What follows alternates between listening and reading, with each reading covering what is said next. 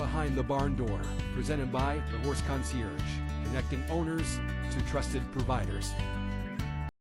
Hey everyone, welcome to the first episode of Behind the Barn Door, hosted by the Horse Concierge. Today we're here with Emily Fray. Hello. Our local body worker. She is a licensed veterinarian and she's working on my heart horse JD. Welcome, Emily. Hi. Thanks for stopping by and thanks for working on JD. You know his story. Been a long journey with him since December. We're at grade 5. We're standing pretty square today. Yeah, so he looks good today. Doing good today, but wanted to have you out to continue his healing journey. He's still off, so let's see, where he's at. So let's start with the basics. How did you get into body work and what led you here from the veterinarian medicine?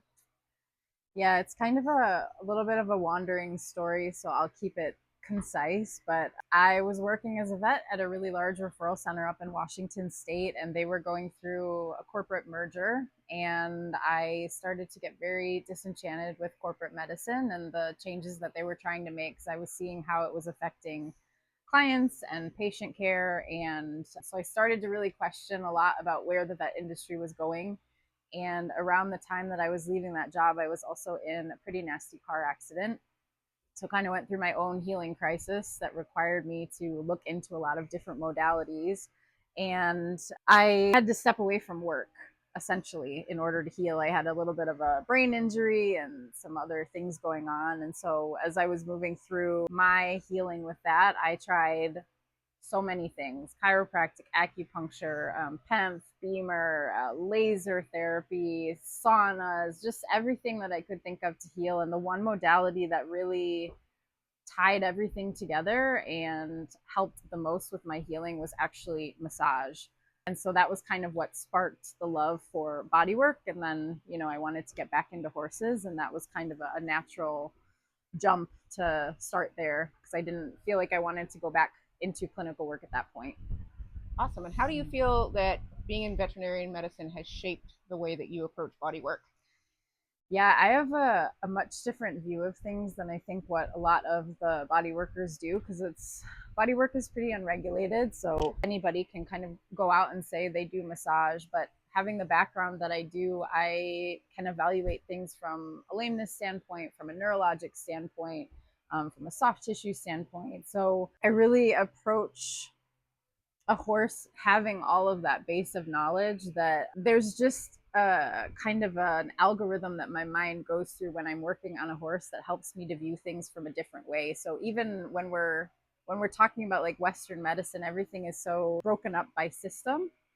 And I wanted to do a whole horse view. And even as I thought I was doing that as a vet, I've learned now that this is even a different way to look at the healing of the horses. And I've been consistently impressed with what we can affect with massage and what we can, fix. And there's been many times that I look at a horse moving before we work on them, and I can see they're holding themselves differently.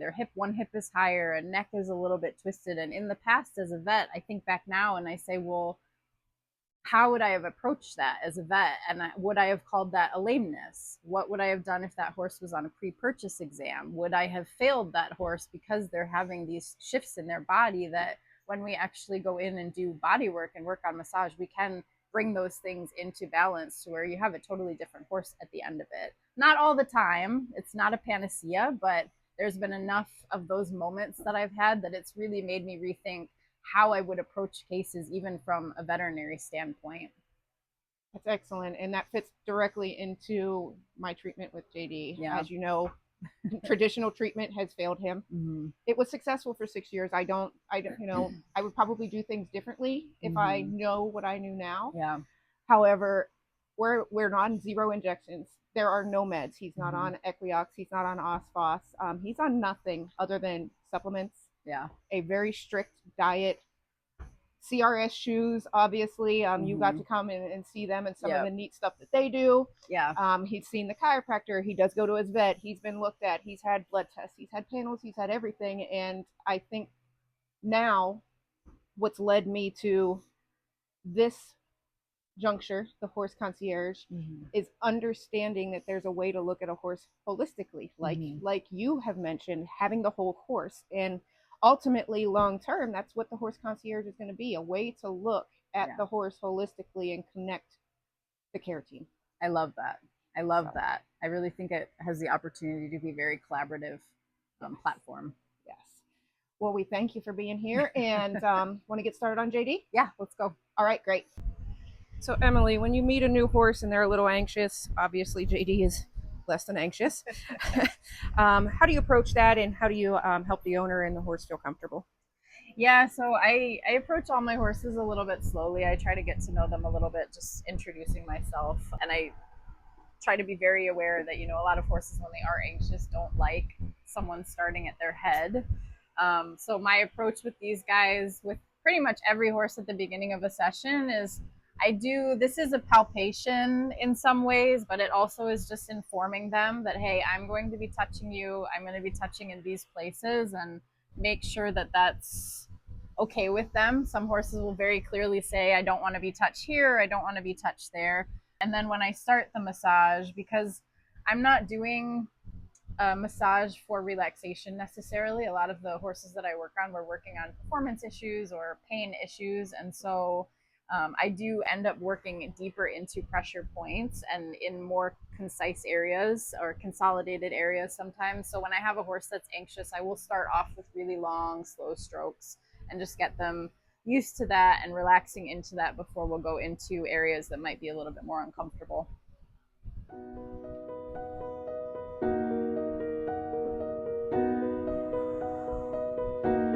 Video. That feel good. So, Emily, as you're working on JD, can you walk us through what you're doing right now? Yeah, so whenever I'm working on a muscle group, in this case, we're going to start working on his back. One of the first things I do is a stroke to kind of open up the musculature or warm it up a little bit. And this can vary based on the body area, but I like to go along the length of the muscle, and you can actually feel it getting a bit warmer. And I will usually do a couple of different methods or strokes to go through and get the muscle warmed up, which we've already worked on JD a little bit, so he's pretty warm. And then I will go through and do a more specific palpation to where I'm running my fingers. So the muscle fibers are running this way, and I'm running my fingers down kind of across the fibers to feel if there are any places that are tense or feeling a little bit of twist in the fascia or areas of fibrosis. And then I'll go along the back and do that. And when I come to an area, we will do a little bit of like myofascial work or trigger point work to get that area to release. So when you see me stopping and putting some pressure on one area, that's actually what I'm doing in those moments. And then when we get done with this certain area, then we go back through and we close in the same way that we opened the muscles.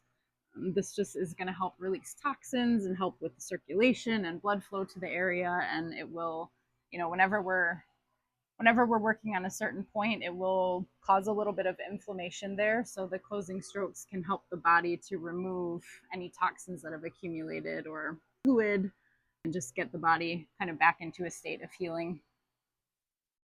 Great. So what techniques do you tend to use most often? Yeah, I would say probably my most common is trigger point work. So if I get to an area that a horse really is like, oh, that really hurts, then I will go back into wherever that trigger was and then apply some pressure, which is more of your myofascial release, and wait for the tissue to kind of even out and calm down. I do also do deep tissue work depending on what area of the body that we're working on and what the horse is needing. And then I also just do kind of a lot of strokes for relaxation. If I have an older horse or a horse that's recovering from an injury and they need something softer, those are kind of my main go-tos. Cool. So what do you typically look for in a session that tells you that the body or the horse is responding? Yeah, I think everybody kind of thinks of your stereotypical licking and yawning, and those are great measures. But I do find that when I'm working on horses, because I'm working sometimes on performance issues or areas that are a little bit more tender, they don't always do that. In fact, some horses don't love me the first time that I see them until they figure out kind of this is actually going to help them to feel better. So often those big signs are great, and I do have horses that do that, or horses that will give full body stretches, but a lot of times I look at their face and see, is their eye getting softer? Are they wrinkled up in the nose or the mouth? Does that relax as we're working?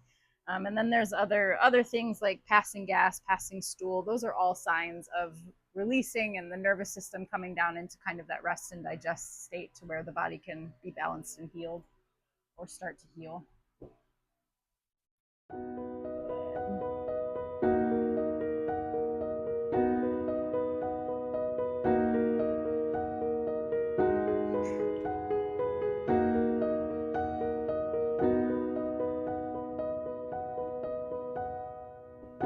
Okay.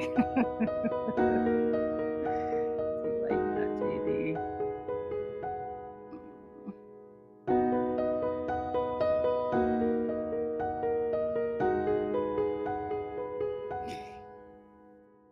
So after a session, what should we look for as horse owners post session and over the next coming couple days?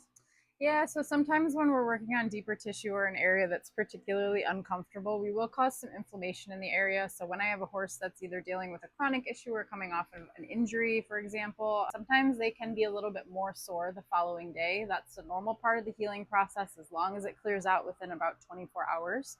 But most horses do just fine, and they're nice and relaxed a few hours after the massage, and they can go back to normal work the next day. So not usually too much to watch for, but they can be a little sore sometimes. Okay. And what as owners can we be doing between sessions to maintain, or anything that would be beneficial between when you can come out and take care of them, in between the sessions? Yeah, so if I have a horse that's got one specific area of tension, I will often take the client through just a few little massage steps that they can do daily to help their horse out. I often will suggest some stretches that owners can do. And then one of the best things actually to help with massage and muscle elongation and relaxation is some canter or lope work.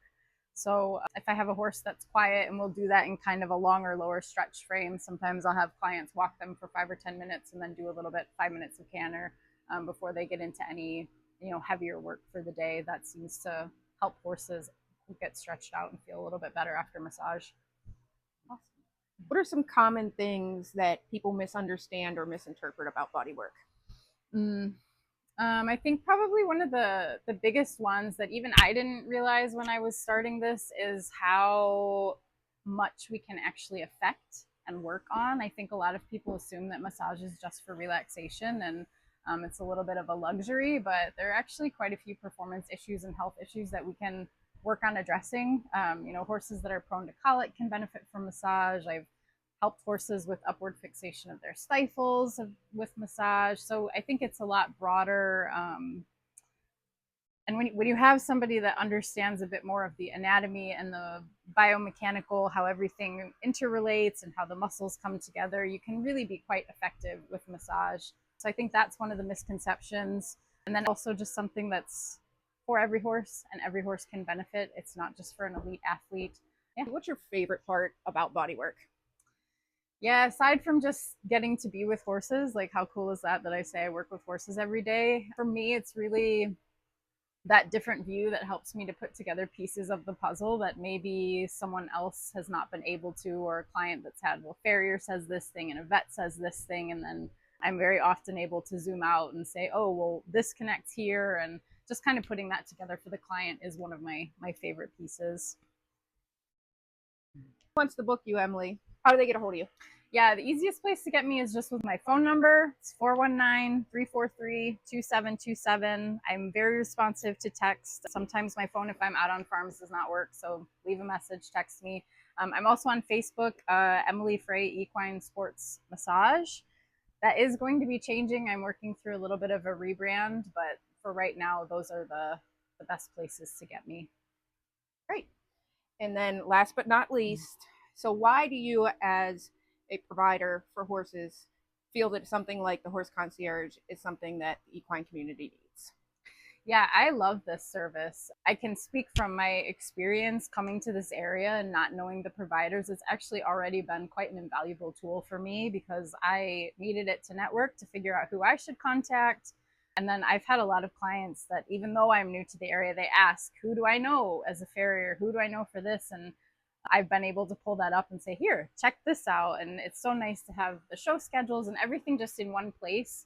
I see it being potential to be a very collaborative environment for providers that are on there, which I personally am really excited about. Well, great, thank you. We appreciate having you in the directory and of course as part of JD's care team. I'm happy to work with him.